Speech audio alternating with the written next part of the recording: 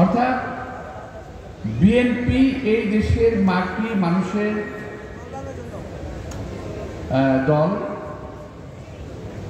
BNP দেশনেত্রী বেগম খালেদা জিয়ার হাতে পালিত একটি দল। বিএনপি জিয়া রহমানের হাতে প্রতিষ্ঠিত একটি দল। এই দলকে অনেকের মানতে কষ্ট হয়।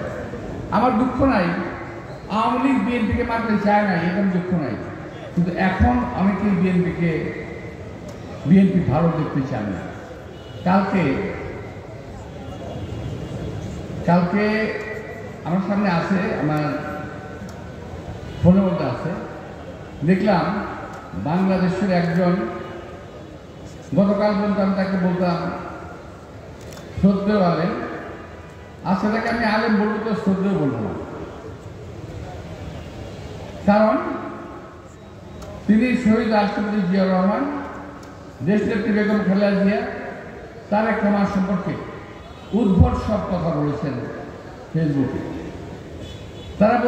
ওনারা বলেছেন যে বিএনপির সময়ে বিভিন্ন ভবন করে অনেক দেশের অনেক লুটপাট চাঁদাবাজি করা হয়েছে ইত্যাদি ইত্যাদি বলা হয়েছে।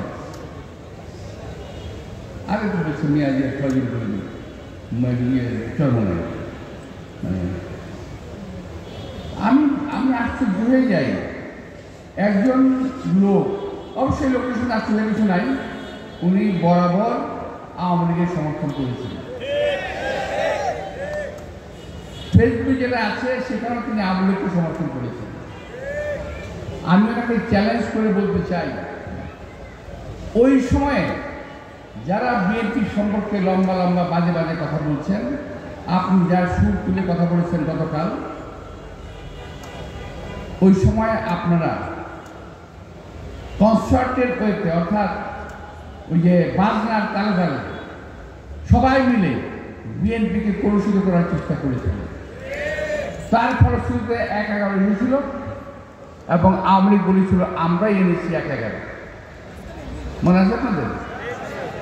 উনি বলছেন তারেক রহমান সম্পর্কে, উনি বলছেন দেশনেত্রী বেগম খালেদা জিয়া সম্পর্কে, উনি বলছেন বিএনপি সম্পর্কে।